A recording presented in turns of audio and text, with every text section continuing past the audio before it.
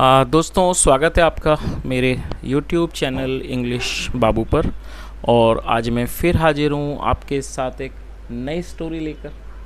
और दोस्तों, आज जो स्टोरी मैं आपके लिए लेकर आया हूँ ये एक फ़नी मॉरल स्टोरी है। बहुत ही प्यारी और बहुत ही कह सकते हैं रोचक और मनोरंजन से भरपूर कहानी है। कहानी सुनने में आपको बहुत मज़ा आएगा। उसके अलावा आज की इस स्टोरी में आपको कई सारे नए इंग्लिश के वर्ड मीनिंग सीखने को मिलेंगे, उनकी करेक्ट प्रोनाउंसिएशन के बारे में पता चलेगा और हमेशा की तरह जो इसका ग्रामर का पार्ट है उसे बिल्कुल डिटेल में कवर करेंगे, तो एक एक स्ट्रक्चर को आप बड़ी आसानी से सीख पाएंगे। तो चलिए दोस्तों, आज की इस कहानी को हम शुरू करते हैं और सबसे पहले कहानी का टाइटल देखते हैं। कहानी का टाइटल है the monkey and the log. क्या मतलब हुआ दोस्तों? लॉग का मतलब होता है लकड़ी का लट्ठा। जो लकड़ियाँ होती हैं उसके लट्ठे को लॉग कहा जाता है। तो क्या अर्थ हुआ?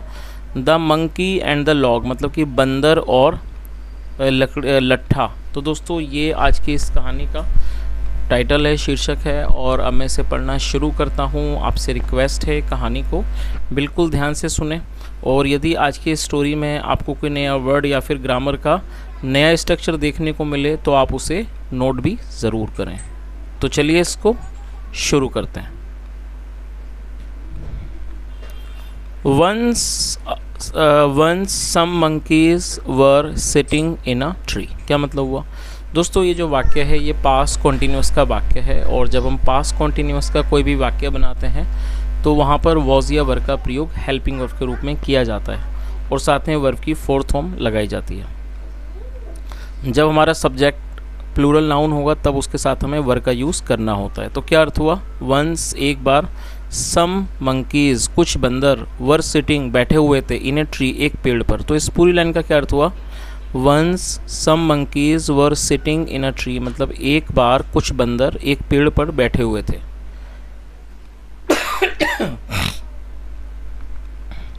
The tree was at such a place where construction of a temple was going on। क्या मतलब हुआ? The tree was at such a place. दोस्तों, ये जो वाक्य है ये सिंपल पास्ट का वाक्य है। सिंपल पास्ट का मतलब होता है जब हम पास्ट में कोई भी ऐसा वाक्य बनाते हैं जहाँ पर वॉज या वर्ब का प्रयोग हेल्पिंग वर्ब के रूप में करते हैं, साथ में नाउन एडजेक्टिव को लेकर वाक्य बनाते हैं। और इस तरह के वाक्यों में कभी वर्ब का प्रयोग नहीं होता तो इन्हें नो एक्शन सेंटेंस भी कहा जाता है। तो क्या अर्थ हुआ? The tree was at such a place.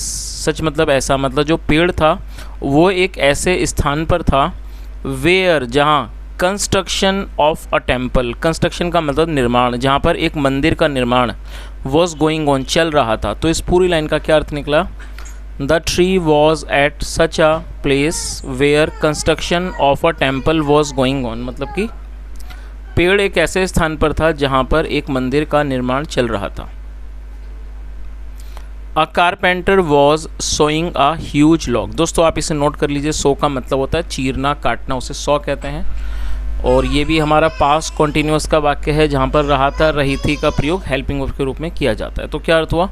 A carpenter was sawing a huge log मतलब एक कारपेंटर का मतलब बढ़ई, एक जो बढ़ई था वो एक ह्यूज मतलब जो बहुत बड़ा जो लॉग था, लकड़ी का लट्ठा था, उसको वो चीर रहा था, उसे काट रहा था।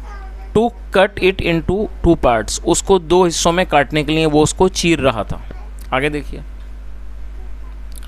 जस्ट देन मतलब कि तभी, the bell rang for the lunch break. और दोस्तों, ये हमारा पास्ट इंडेफिनिट का अफर्मेटिव वाक्य है जहाँ पर वर्ब की सेकंड फॉर्म का प्रयोग किया जाता है। रिंग का मतलब बजना, second form wrong.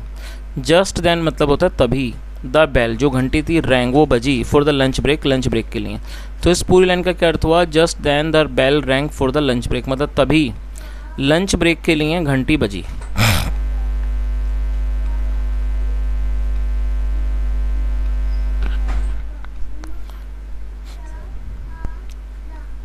He pushed a wedge into the split portion। Push का मतलब किसी चीज़ को धक्का दे देना, धकेल देना, और वेज का मतलब होता है कोई खच्चर वगैरह, पच्चर लकड़ी का, उसे वेज कहते हैं। तो उसने क्या करा? उसने एक जो वेज था मतलब कि जो खूंटा था वो उसने डाल दिया इनटू द स्प्लिट पोर्शन, जो फटा हुआ जो पोर्शन था, जो खुला हुआ पोर्शन था, उसके अंदर उसने एक लकड़ी के पच्चर को डाल दिया।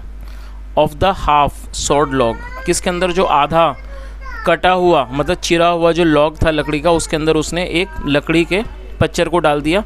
एंड वेंट फॉर लंच, और वो लंच के लिए चला गया। अलॉन्ग विद अदर वर्कर्स, दूसरे अन्य वर्कर्स के साथ। When the monkeys saw that there was nobody around, they jumped down from the tree and came near the temple। क्या अर्थ हुआ when the monkey saw। और दोस्तों ये भी हमारा पास्ट इंडेफिनिट का अफर्मेटिव वाक्य है जहाँ वर्ब की सेकंड फॉर्म लगाई जाती है। SEEC मतलब देखना, second form saw. when the monkeys saw, जब बंदरों ने देखा कि there was nobody around, around मतलब आसपास, जब बंदरों ने देखा कि आसपास कोई भी नहीं है, दे जम्प्ड डाउन। दोस्तों दे का मतलब होता है वे या फिर वे लोग। जब सब्जेक्ट में एक से ज़्यादा लोग शामिल होते हैं तो दे का प्रयोग वहाँ पर किया जाता है, जो कि एक प्लूरल नाउन है, और यहाँ पर एक से ज़्यादा बंदरों के बारे में बात हो रही है तो दे का यूज़ किया गया है। दे जम्प्ड डाउन, वे नीचे कूद गए, फ्रॉम द ट्री, पेड़ से, एंड केम, और वो आ गए, नियर द टेम्पल, मंदिर के पास। तो इस पूरी लाइन का क्या अर्थ निकला, When the monkeys saw that there was nobody around, जब बंदरों ने देखा कि आसपास कोई भी नहीं है, they jumped down from the tree, वे पेड़ से नीचे कूद गए, and came near the temple, और वो मंदिर के पास आ गए। They began to play with the tools lying there, और दोस्तों बिगिन मतलब शुरू करना, चालू करना, second form begin. They began to play, वे खेलने लगे, विद द टूल्स मतलब जो औजार थे उनसे वो खेलने लगे, लाइंग देयर जो वो वहाँ पर पड़े हुए थे। तो इस पूरी लाइन का क्या अर्थ निकला, they began to play with the tools lying there, मतलब वे वहाँ पर पड़े हुए औजारों के साथ खेलने लगे। One of the monkeys who was very curious about all those things went round the half save सोड लॉग। क्या अर्थ हुआ, वन ऑफ द मंकीज मतलब उनमें से एक बंदर, हु वॉज वेरी क्यूरियस। दोस्तों हु एक रिलेटिव प्रोनाउन है, जब हम किसी का रेफरेंस देते हैं तो रेफरेंस देने के लिए हु का प्रयोग किया जाता है, जो कि एक रिलेटिव प्रोनाउन है। और ये भी पास्ट कॉन्टिन्यूस, ये जो वाक्य है ये पास्ट सिंपल पास्ट का वाक्य है जहाँ पर वॉज का यूज़ हेल्पिंग वर्ब के रूप में किया गया है। क्यूरियस को आप नोट कर लीजिए, ये एडजेक्टिव है। क्यूरियस का मतलब होता है उत्सुक। तो क्या अर्थ हुआ, वन ऑफ द मंकीज मतलब उनमें से एक बंदर, हु वॉज वेरी क्यूरियस जो बहुत ज़्यादा उत्सुक था, अबाउट ऑल दोज थिंग्स उन सारी चीज़ों को लेकर जो बहुत ज़्यादा उत्सुक था, went round the half saved log तो वो जो आधी चिरी हुई जो लट्ठा था वो उसके पास गया, मतलब वो उसके पास गया।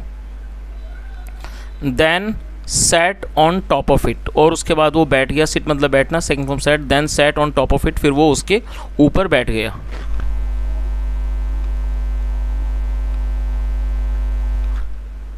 He spread his legs on both sides. Spread का मतलब फैला देना। He spread his legs on both side उसने उसके दोनों तरफ अपनी टांगों को फैला दिया। ऑफ द लॉग, लॉग के मतलब कि लट्ठे के। He spread his legs on both side of the log मतलब उसने उस लकड़ी के लट्ठे के दोनों तरफ अपनी टांगों को फैला दिया।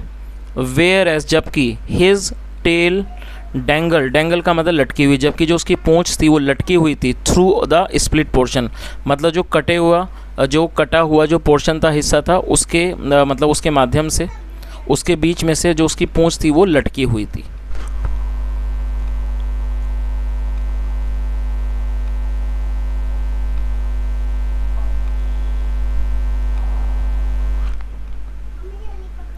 Now the monkey started prying the ways out of the log. Prying मतलब खींचना, हटाना। उसके बाद जो बंदर था वो उसने शुरू कर दिया हटाने। प्राइंग मतलब उसने उस जो लकड़ी का जो पच्चर था, जो खूंटा था, उसने उसको हटाना शुरू कर दिया आउट ऑफ द लॉग, उस लॉग से। सडनली मतलब कि अचानक। It came out, come out मतलब बाहर आना, second form came out. Suddenly it came out मतलब अचानक वो बाहर आ गया। The split parts of the log firmly snapped. दोस्तों फर्मली का मतलब था मजबूती, स्नैप्ड का मतलब खिंच जाना। The split parts of the log firmly snapped shut मतलब जो खुले हुए जो हिस्से पार्ट से हिस्से थे उस लट्ठे के, फर्मली स्नैप्ड वो बड़ी तेज़ी के साथ बंद हो गए टुगेदर एक साथ। Crushing the monkeys tail in between मतलब कि बंदर की पूंछ को बीच में क्रश करते हुए उसको वो मतलब कि दबाते हुए, कैसे कुचलते हुए वो बड़ी मजबूती से तेज़ी से वो बंद हो गए। The monkey cried in pen, जो बंदर था वो दर्द के मारे चिल्लाया। And jumped of the log, और वो उस लॉग से, उस लट्ठे से कूद गया। But his tail was cut off forever, लेकिन जो उसकी पूँछ थी वो हमेशा के लिए कट गई। चलिए दोस्तों, अब इस कहानी का जो मॉरल है वो भी एक बार देख लेते हैं। क्या इसका मॉरल है? Look before you leap. दोस्तों लीप का मतलब है छलांग मारना। लुक बिफोर यू लीप मतलब कि छलांग मारने से पहले देखो। तो दोस्तों ये आज की एक छोटी सी कहानी थी, और जैसा हमने कहानी में देखा, ये एक तरह से छोटी सी मॉरल स्टोरी थी। जैसे कई बार कोई बच्चे या कुछ भी इस तरह से शैतानी करते हैं तो कई बार उससे नुकसान भी हो सकता है। जैसा यहाँ पर हमने देखा कि ये जो छोटा बंदर था जो थोड़ा सा शैतानी कर रहा था और जिसकी वजह से उसकी पूँछ कट गई। तो दोस्तों ये आज की एक कहानी थी। And if you really enjoyed the session and if you really learn something today, then do like this video and subscribe the channel and press the bell icon so that you can keep getting the notifications of the new videos. And apart from this, if you have any type of suggestion or any type of feedback for the channel, you are more than welcome. You can just write your feedback in the comment section. And apart from this guys, it's my request that if you want to help my channel by paying some money, you can do that. And you can just help us by super thanks, and you can pay as much as you want to pay as per your according to you.